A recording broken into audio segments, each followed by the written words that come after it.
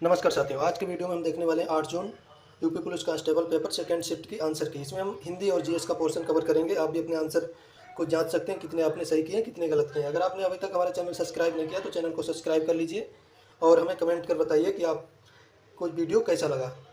तो सबसे पहले हम देखते हैं, हिंदी हमारी शुरू होती है 39 नंबर प्रश्न से। पुत्र का पर्यायवाची है, तो पुत्र का पर्यायवाची हो जाता है तनुज। रसगुल्ले में मिठास है अधिक है, तो इस वाक्य में रेखांकित जो मिठास है किसका, इसका विशेषण क्या होगा, तो मीठा।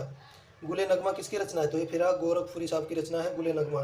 जो मुश्किल से प्राप्त है उसको बोलते हैं दुर्लभ। जंगल शब्द का पर्यायवाची है कांतार। निम्नलिखित में से जुआरी शब्द के अंत में कौन सा प्रत्यय लगा, तो इसमें प्रत्यय लगा है आरी, जो प्लस आरी बराबर जुआरी। अगला प्रश्न देखते हैं, लुटिया शब्द का बहुवचन क्या होगा। लुटिया शब्द का बहुवचन होगा ए लुटिया। चंद्रमा संग कपूर किस शब्द के अनेकार्थी हैं, तो ये अब्ज के अनेकार्थी हैं। इसका जल से संबंधित जितने भी शब्द होते हैं वो पर्यायवाची में अनेकार्थी में आ जाते हैं। गगनचुंबी में प्रयुक्त समास है, गगनचुंबी में प्रयुक्त समास है गगन को चूमने वाली है तत्पुरुष। विशैला का अर्थ होता है जिसमें विष हो। ईमानदार शब्द में कौन सा विशेषण है, ईमानदार शब्द में गुणवाचक विशेषण है। ईमानदारी क्या है, गुण है। नीचे दिए गए उपमा में गलत लिंग परिवर्तन पहचानिए। कबूतर कबूतरी सही है, शिष्य शिष्य सही है, उल्लू मादा उल्लू सही है, गुणवान बुद्धिमती है गलत है। गुणवान का गुणवती होगा। आचार्य का पुल्लिंग शब्द है, आचार्य का पुल्लिंग शब्द है आचार्य। उस विकल्प का चयन कीजिए जो दिए गए मुहावरे का सही अर्थ है। मुंह पर कालिक लगाना, इसका मतलब होता है कलंक लगाना। 53 नंबर देखते हैं, कौन सी कविता रामधारी सिंह दिनकर जी की है, तो रामधारी सिंह दिनकर जी की कविता है जवानी का झंडा। पुरुषवाचक सर्वनाम कितने होते हैं, पुरुषवाचक सर्वनाम 3 होते हैं, उत्तम पुरुष, मध्यम पुरुष, प्रथम पुरुष, 3। कोयले की दलाली में मुँह काला का सही अर्थ है, तो बुरी संगत का परिणाम हमेशा बुरा होता है, ये आंसर हो जाएगा। निंदा का विलोम क्या है, निंदा का विलोम होगा स्तुति। निंदा का मतलब बुराई करना, स्तुति मतलब प्रशंसा करना, आराधना करना। निम्नलिखित में से शब्द में उप उपसर्ग लगा है, तो उपवन में उप उपसर्ग लगा, उपधन वन उपवन। गेहूं के साथ घुन में पिस जाता है, तो इसका आंसर है ए, दोषी के साथ निर्दोष को परेशान होना होता है। जीवित चीज़ों का अध्ययन कहलाता है, जीवित चीज़ों का अध्ययन कहलाता है जीव विज्ञान। अगला प्रश्न देखते हैं, गीतांजलि का संधि विच्छेद, तो इसका संधि विच्छेद हो जाएगा गीत प्लस अंजलि। किस पद उपवाक्य की विशेषता दिखाने के लिए शब्द के नीचे एक रेखा खींचते हैं, उसे क्या कहते हैं, इसको अधोरेखा, यानी कि इसको अंडर रूट बोलते हैं इंग्लिश में, इसमें अधोरेखा चिन्ह कहते हैं। जिसकी ऊपर की ओर भुजा हो उसको बोलते हैं ऊर्ध्वाहु। निम्नलिखित में से ईदगाह किसके द्वारा रची गई, तो ईदगाह लिखी गई है मुंशी प्रेमचंद जी के द्वारा, जिसमें हामिद अपनी दादी के लिए एक चिमटा लाता है। निर्देशक चिन्ह को रेखिका का प्रयोग किया जाता है, निर्देशक चिन्ह या रेखिका का प्रयोग किया जाता है तो संवादों वार्तालापों में नामों के बाद किया जाता है। हर्षचरित किसकी रचना है, तो बाणभट्ट जी की रचना है। निम्नलिखित में से बोलगा से गंगा किसके द्वारा लिखी गई, बोलगा से गंगा ये है राहुल सांकृत्यायन जी की रचना। अरे वाह, आपका आगमन तो आकस्मिक है, इसमें विस्मयादिबोधक अरे वाह आ वगैरह हो तो विस्मय प्रकट हो, वहाँ पे विस्मयादिबोधक चिन्ह लगता है। लाल पीला होना मुहावरे का अर्थ है अत्यधिक क्रोधित होना, वह क्रोध में वह गुस्से से लाल पीला हो गया, ऐसे करके बात प्रयोग कर सकते हैं। कमजोर शब्द में कौन सा उपसर्ग है, इसमें कमजोर यानी कि उपसर्ग वह होता है जो पहले लगता है, प्रत्यय वह होता है बाद में लगता है, तो कम प्लस जोर बराबर कमजोर, तो कम उपसर्ग है। सन 1965 में साहित्य अकादमी पुरस्कार डॉक्टर नागेंद्र की कृति है किसको मिला है, तो यह मिला है आंगन पार द्वार जो डॉक्टर नागेंद्र की कृति है, इसको 1965 में साहित्य अकादमी पुरस्कार मिला है। मंदिर में जाने के बाद मन को शांति मिली, वाक्य का काल पहचानिए। मंदिर में जाने के बाद मन को शांति मिली, तो ये हमारा हो जाता है सामान्य नहीं, पूर्ण भूतकाल। मंदिर में जाने के बाद मन को शांति मिली, पूर्ण भूतकाल हो जाता है, सी नंबर सही है। निम्नलिखित में से धृतराष्ट्र टाइम किसके द्वारा लिखी गई, तो ये लिखी गई है चंद्रकांता के द्वारा। एक पैसेज है, पैसेज को आप पढ़ लीजिए, और मैंने पढ़ लिया है तो मैं आंसर आपको बता देता हूँ। गद्यांश के अनुसार प्राचीन भारत में कौन सी शिक्षा प्रणाली प्रचलित थी, तो ये गुरुकुल प्रणाली सबसे पहले ऋग्वैदिक काल में प्रचलित थी। गद्यांश के अनुसार नारी शिक्षा संदर्भ में अनुच्छेद में क्या तर्क दिया गया है, तो इसमें तर्क दिया गया है कि एक शिक्षित माँ पूरे परिवार को शिक्षित करती है, महिला शिक्षित होगी तो उसके बच्चे ऑटोमेटिक शिक्षित होंगे, पूरा परिवार शिक्षित हो जाएगा। इससे गद्यांश में शिक्षा को किस रूप में बताया, गद्यांश में शिक्षा को अज्ञान के अंधकार को दूर करके ज्ञान का प्रकाश फैलाने का माध्यम बताया गया है, ये आंसर निकलेगा, आप इसको पढ़ेंगे तो। आगे देखते हैं, हम सिर्फ हिंदी और जीएस पोर्शन इसमें कवर करने वाले हैं।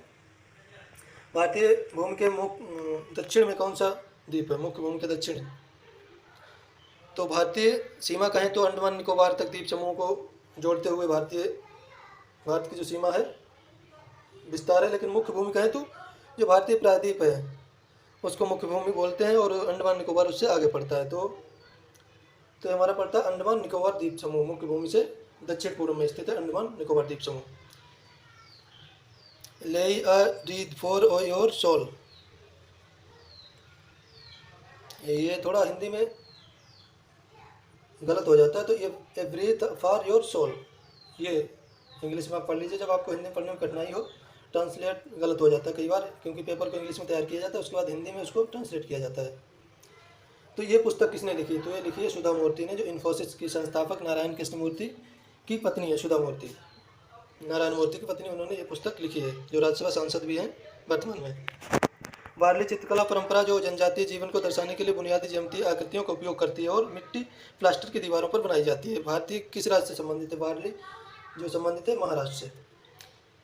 किस विशिष्ट अवधि में कुल जनसंख्या में क्रूड बर्थ रेट CBR क्या मापती है? तो ये इसमें पहला हो जाए, किसी विशिष्ट समय अवधि में कुल जनसंख्या में प्रति 1000 व्यक्तियों पर जीवित जन्मों की संख्या आमतौर पर 1 साल, ये मापा जाता है। 1 साल में कितने जीवित व्यक्ति हैं, उस पर मरने वालों की संख्या कितनी है, 1000 जीवित व्यक्तियों पर कितने लोग मरे हैं। उत्तर प्रदेश में शुरू हुई समर्थ पोर्टल पहल का उद्देश्य क्या है? तो समर्थ पोर्टल पहल उच्च शिक्षा में डिजिटलीकरण को बढ़ावा देना है। यानी कि आपने सुना होगा 1 साल पहले यूनिवर्सिटी के जो फॉर्म भरे गए थे, एग्जाम फॉर्म समर्थ पोर्टल पर भरे गए थे, तभी शुरुआत हुई थी। तो उच्च शिक्षा में डिजिटलीकरण को बढ़ावा देना। उत्तर प्रदेश का कौन सा शहर काली मिट्टी के बर्तनों के लिए जाना जाता है? तो जाना जाता है निजामाबाद, आजमगढ़ में है, काली मिट्टी के बर्तनों के लिए जाना जाता है। आगे देखते हैं, यहाँ पे हमारा मैथ आ जाता है, रीजनिंग आ जाती है। यहाँ से देखते हैं, उरुल जिसे आयर्स रॉक के नाम से जाना जाता है किस देश में स्थित है? तो ये स्थित है उरुल ऑस्ट्रेलिया में। निम्नलिखित में से कौन ग्रीन हाउस गैस नहीं मानी जाती है? तो हीलियम ग्रीन हाउस गैस नहीं मानी जाती। कार्बन डाइऑक्साइड, मीथेन, जलवाष्प ग्रीन हाउस गैस मानी जाती है, तापमान बढ़ाने में इनकी मुख्य भूमिका रहती है। Kaladan multi modal transit transport project KMTTP के तहत भारत और म्यांमार के बीच हुए फ्रेमवर्क समझौते के अंतर्गत म्यांमार में किस बंदरगाह का विकास किया जा रहा है? तो ये सितवे बंदरगाह का विकास किया जा रहा है। अगला प्रश्न देखते हैं, gift city Gujarat international finance tech city Bharat का पहला अंतर्राष्ट्रीय वित्तीय सेवा केंद्र किस शहर में स्थापित स्थित है? तो गुजरात के गांधीनगर में स्थित है। निम्नलिखित में से 2026 में उत्तर प्रदेश में रामसर साइट के रूप में जोड़ा गया है? तो ये जोड़ा गया है पटना पक्षी अभ्यारण्य को। और एक और अभी सुराहताल पक्षी अभ्यारण्य 2 दिन पहले की न्यूज़ है, इसको भारत का 100वां रामसर साइट घोषित किया गया। सुराहताल पक्षी अभ्यारण्य, सुराहताल वन्यजीव अभ्यारण्य।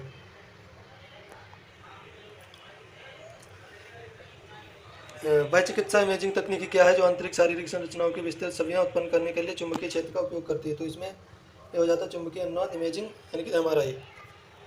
कौन सा कृषि उत्पाद पीली क्रांति से जुड़ा है? तो पीली क्रांति का मतलब है तिलहन। कौन सा संगठन शांत स्वरूप भटनागर पुरस्कार प्रदान करता है? तो ये भटनागर शांत स्वरूप भटनागर जो पुरस्कार प्रदान करता है CSIR। भारतीय क्रिकेट बोर्ड BCCI का मुख्यालय कहाँ है? तो वानखेड़े स्टेडियम मुंबई में है। ISSF विश्व कप 2026 में 100 मीटर एयर पिस्टल मिश्रित स्पर्धा पदक किसने जीता? तो ये जीता पलक गुलिया और मुकेश नेलावल्ली ने। अगला प्रश्न देखते हैं, कोलाटम लोक नृत्य निम्नलिखित में से किस राज्य का है? तो कोलाटम है आंध्र प्रदेश का। GST से संबंधित संविधान 122वां संशोधन विधेयक किस वर्ष पेश किया गया? तो 122वां GST संबंधित जो विधेयक है 2014 में पेश किया गया।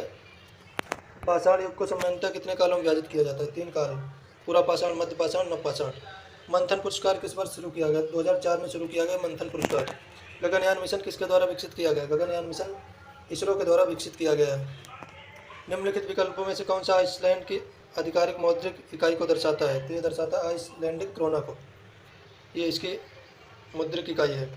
ICC T20 विश्व कप किसने जीता? तो T20 विश्व कप 2026 भारत ने जीता है। किस राज्य ने 14 अप्रैल 2026 को भारत की पहली क्वांटम परीक्षण सुविधा का उद्घाटन किया जिसे क्वांटम प्रौद्योगिकी के रूप में स्थापित हो गया? तो यह है गुजरात।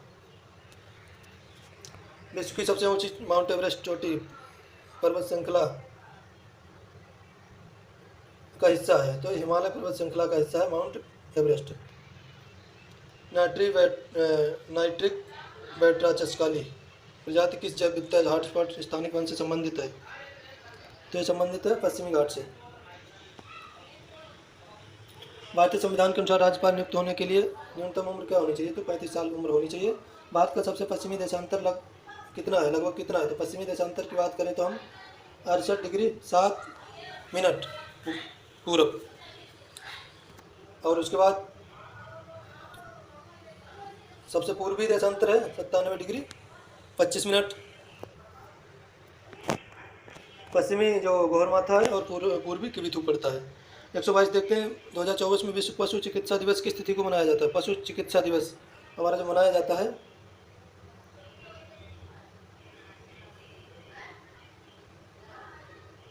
ये 27 मार्च। थोड़ा सा कन्फ्यूजन है, 27 मार्च है 27 अप्रैल।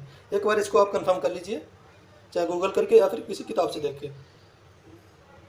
मुझे लगता है ये ज़्यादा इसको मानना चाहिए, 27 मार्च होना चाहिए। 27 अप्रैल भी हो सकता है, इसको देखना पड़ेगा। अगला देखते हैं। वह पुर्तगाली खोजकर्ता और नाविक कौन था और यूरोप से सीधे भारत तक समुद्री यात्रा करने वाला पहला व्यक्ति? तो ये था वास्को डी गामा। 1498 में भारत आया था।